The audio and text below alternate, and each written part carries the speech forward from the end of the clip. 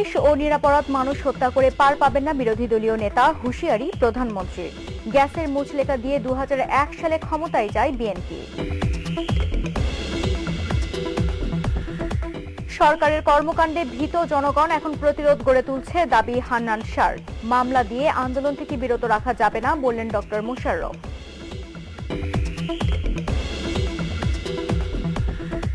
যারা ফটিকছড়ির পুনরাবৃত্তি চায় তাদের সাথে আলোচনা নয়, বললেন নাসিম। পরস্পরের প্রতি দুই নেত্রী শ্রদ্ধাশীল থাকলেই সংকট দূর হবে, বললেন রফিকুল হক।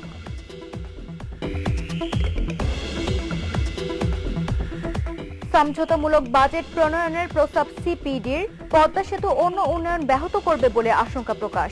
কালো টাকা সাদা না করার আহ্বান।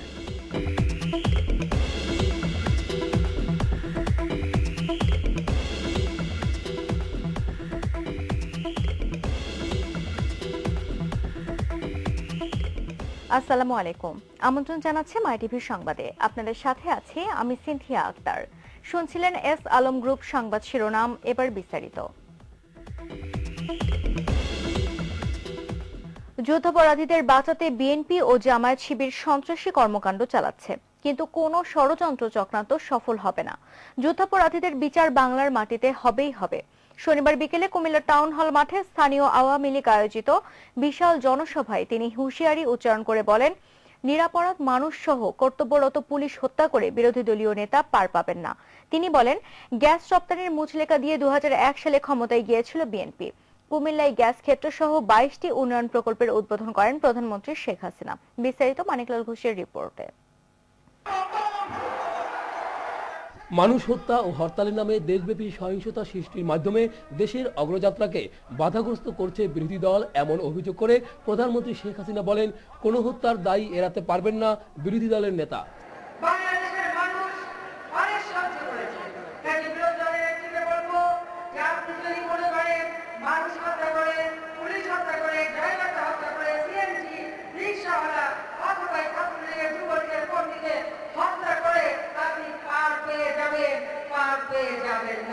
কুমিল্লা জেলা আওয়ামী লীগ আয়োজিত জনসভায় প্রধানমন্ত্রী বলেন, যুদ্ধাপরাধীদের বিচার বাধাগ্রস্ত করতে বিরোধী দলের সকল ষড়যন্ত্রই ব্যর্থ হবে। দেশকে কলঙ্কমুক্ত করতে তার সরকার সকল মানবতা বিরোধীদের বিচার সম্পন্ন করবেই।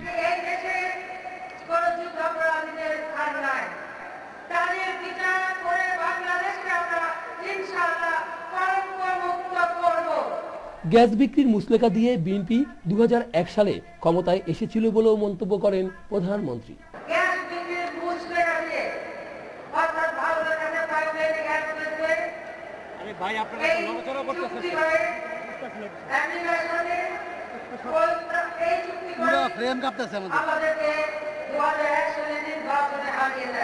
এর আগে কুমিল্লায় 21টি উন্নয়ন প্রকল্প উদ্বোধন করেন প্রধানমন্ত্রী।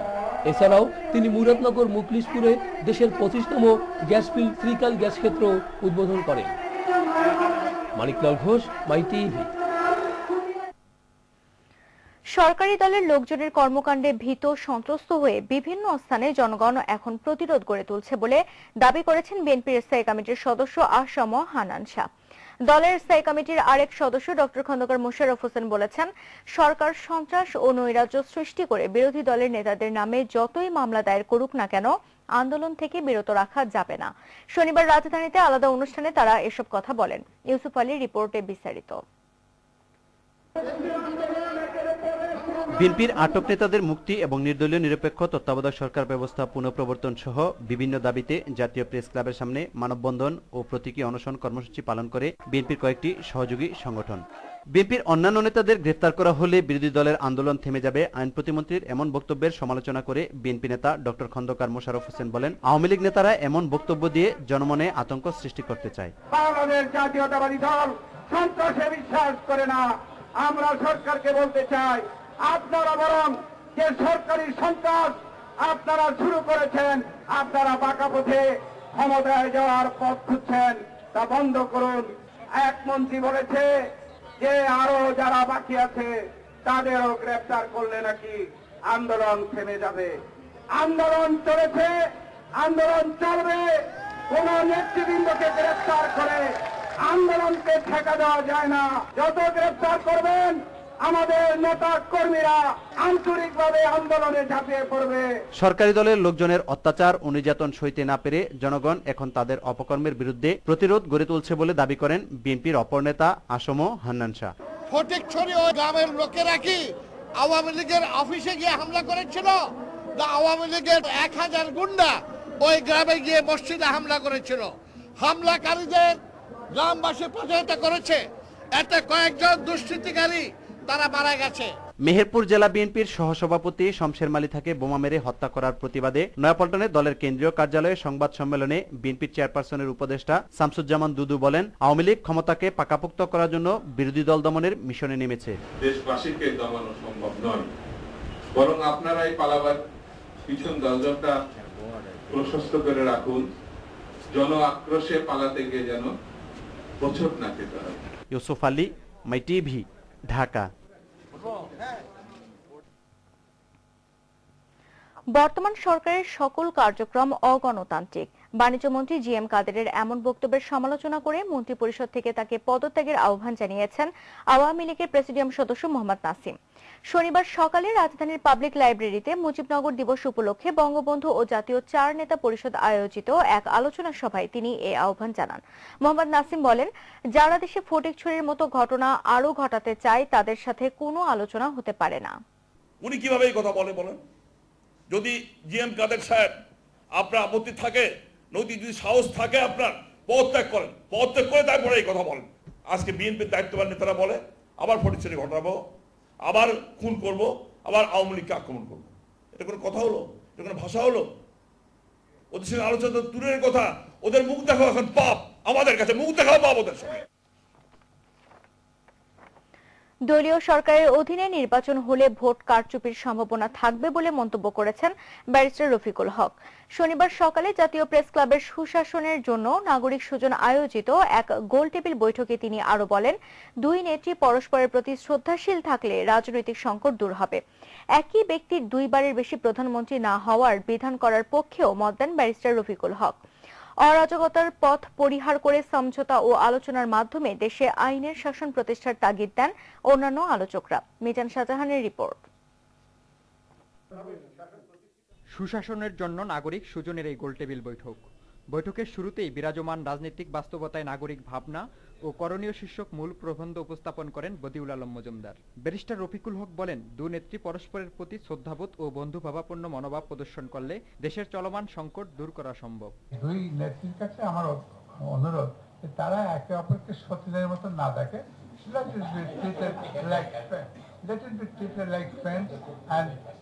বন্ধুর মতন দেখে। দেশের চলমান সংকটের জন্য রাজনৈতিক দলগুলোকে দায়ী করে আলোচনা ও সমঝোতার মাধ্যমে উত্তরণের জন্য রাজনৈতিক দলগুলোকে তাগিদ দেন বিশিষ্টজনেরা।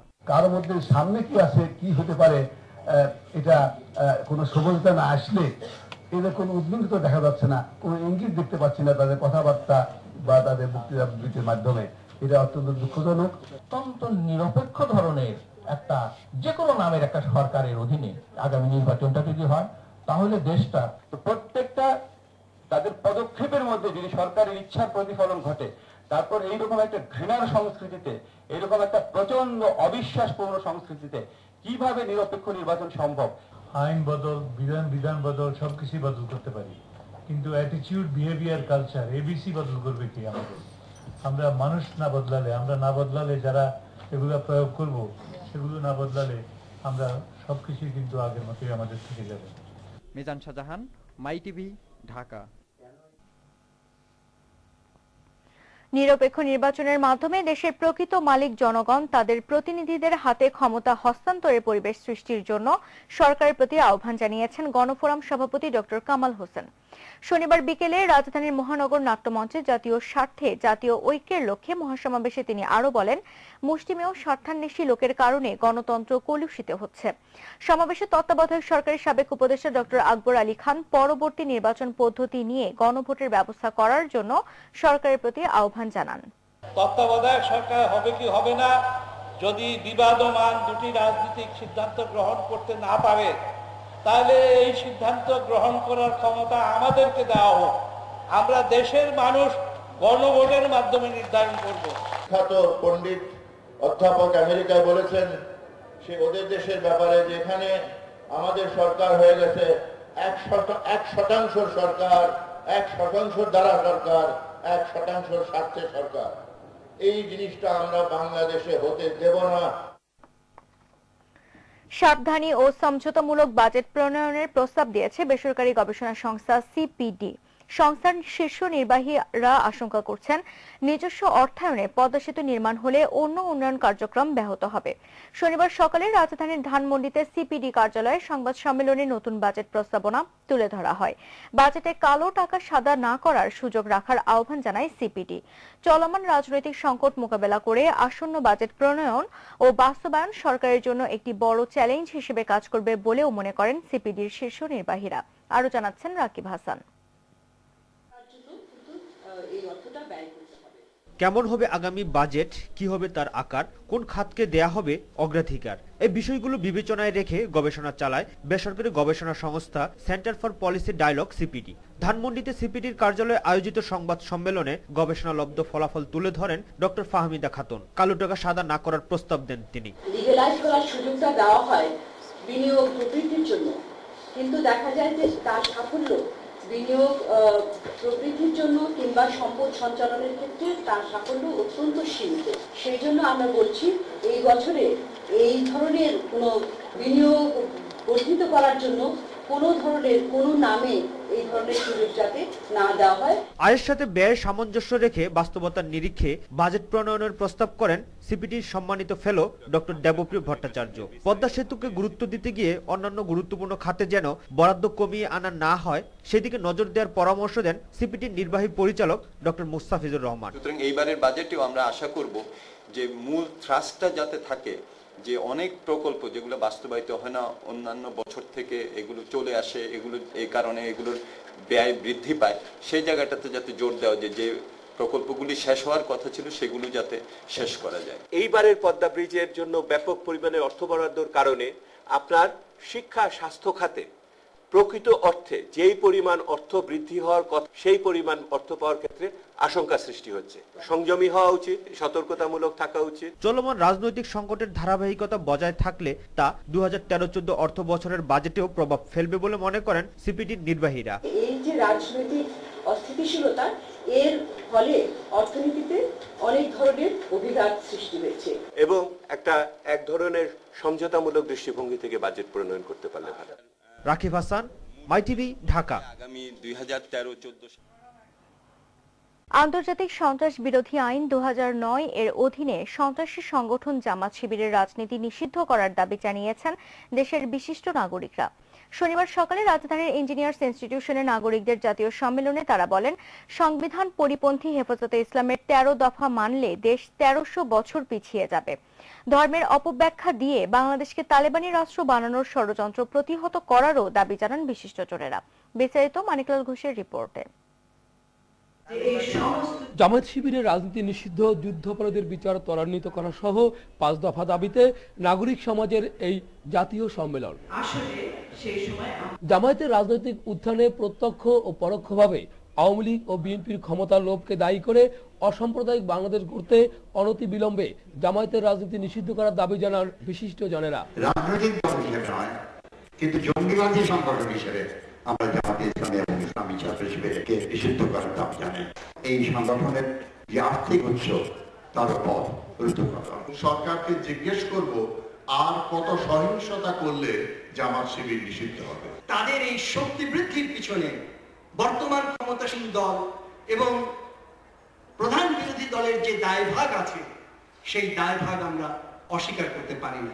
ধর্মের অপব্যাখ্যা দিয়ে বাংলাদেশকে তালেবানি রাষ্ট্র বানানোর ষড়যন্ত্রের বিরুদ্ধে দেশের মানুষকে ঐক্যবদ্ধ হওয়ার আহ্বান জানান নাগরিক সমাজের নেতৃবৃন্দ। যে বাংলাদেশকে তালেবানি রাষ্ট্র বানাবার যে পায়তারা চলছে, সেই পায়তারা এবং নারীদের অধিকার নস্যাৎ করা যে ষড়যন্ত্র চলছে, সমস্ত কিছুকে রুখে দাঁড়িয়ে বাংলাদেশের চেহারা ফেরত নিয়ে আসবে।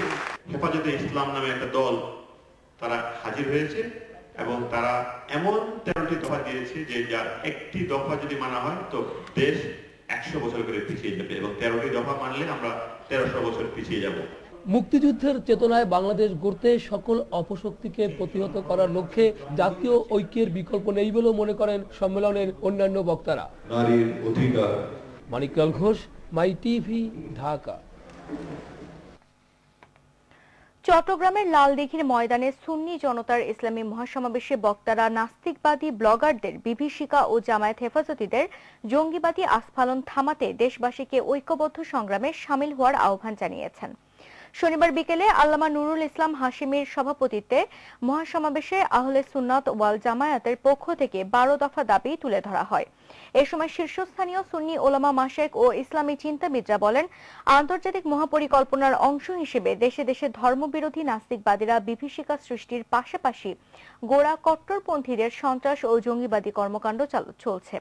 এর বিরুদ্ধে সবাইকে রুখে দাঁড়াতে হবে। আগামী 25শে মে ঢাকায় মহাসমাবেশের ঘোষণা দেওয়া হয় মহাসমাবেশ থেকে। এবার জানিয়ে দেব আন্তর্জাতিক সংবাদ।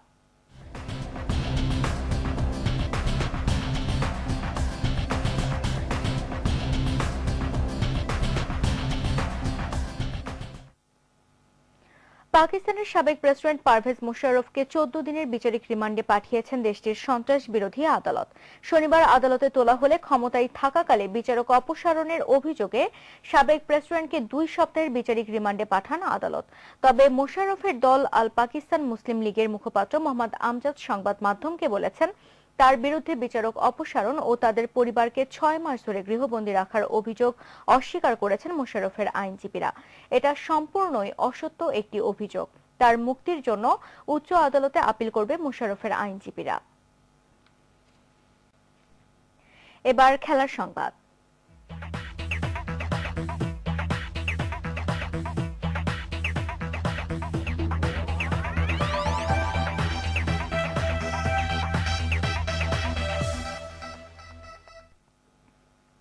বাংলাদেশ গেমসের খবর। জমকালো আয়োজনের মধ্য দিয়ে পর্দা উঠল দেশের সর্বোচ্চ ক্রীড়া আসর 8ম বাংলাদেশ গেমসের। আনুষ্ঠানিকভাবে গেমসের উদ্বোধন করেন প্রধানমন্ত্রী শেখ হাসিনা।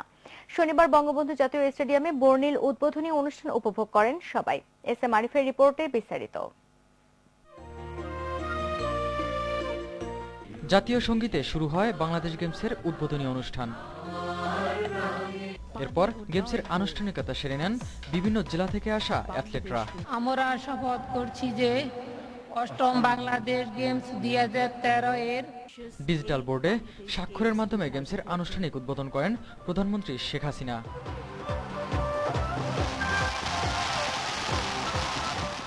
সবাইকে অবাক করে স্টেডিয়ামে প্রবেশ করে গেমসের মাস্কট তারুণ্য। শামিমা সাত্তার মিমো, উইং কমান্ডার রফিকুল ইসলাম, পরে সাবরিনা সুলতানা ও শেখ আসলাম, এই 4 অ্যাথলেটের হাত ধরে গেমসের মশাল জ্বালান কিংবদন্তি হকি খেলোয়াড় জুম্মুল লুসাই। সাংস্কৃতিক পরিবেশনায় তুলে ধরা হয় দেশের আবহমান চিত্র।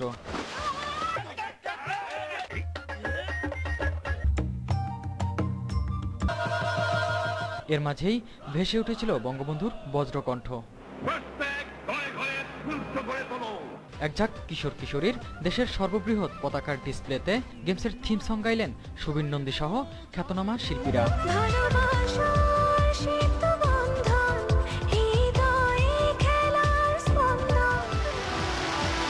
আর লাল নীল আতশবাজির মাধ্যমে আনুষ্ঠানিকতা সারা হলো উদ্বোধনের। এস এম আরিফ, মাই টিভি। বাংলাদেশ জিম্বাবুয়ে টেস্ট প্রসঙ্গ। হারারেতে একদিন হাতে রেখে প্রথম টেস্টে জিতে নিল জিম্বাবুয়ে। বাংলাদেশকে 335 রানের বড় ব্যবধানে হারিয়ে সিরিজে এগিয়ে গেল স্বাগতিকরা। 483 রানের জয়ের লক্ষ্যে খেলতে নেমে জার্ভিসের বোলিং আঘাতে 100 রান সংগ্রহের আগেই 5 উইকেট হারিয়ে বসে টাইগাররা। আশরাফুলের ব্যক্তিগত 40 রানে কিছুটা চাপ কাটালেও শেষ দিকে সফরকারীদের ইনিংসে ধস নামান গ্রায়েম ক্রেমার। 147 রানে দ্বিতীয় ইনিংসে অল আউট হয় বাংলাদেশ। 4 উইকেট নেন ক্রেমার। এর আগে টেইলরের টানা 2 ইনিংসে সেঞ্চুরিতে 7 উইকেট হারিয়ে 227 রানে দ্বিতীয় ইনিংস ঘোষণা করে জিম্বাবুয়ে। শেষ করব সংবাদ। যাবার আগে এস আলম গ্রুপ সংবাদ শিরোনামগুলো জানিয়ে দিচ্ছে আরো একবার।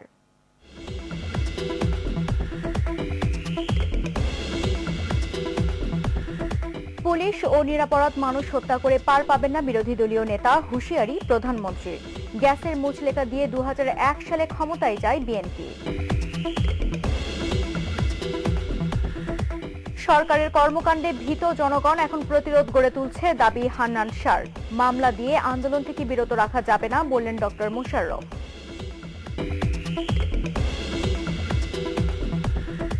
যারা ফটিকছড়ির পুনরাবৃত্তি চায় তাদের সাথে আলোচনা নয় বললেন নাসিম। পরস্পরের প্রতি দুই নেত্রী শ্রদ্ধাশীল থাকলেই সংকট দূর হবে বললেন রফিকুল হক।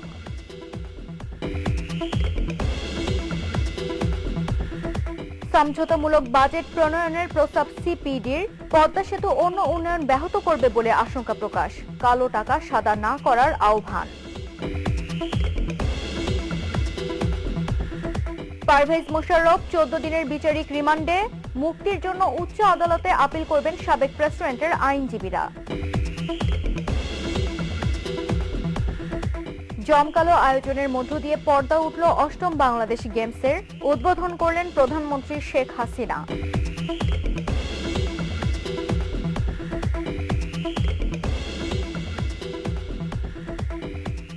বার্তা কক্ষ থেকে এখনকার মতো বিদায় নিচ্ছি আমি সিনথিয়া আক্তার। পরবর্তী সংবাদ দেখার আমন্ত্রণ রইল। আল্লাহ হাফেজ।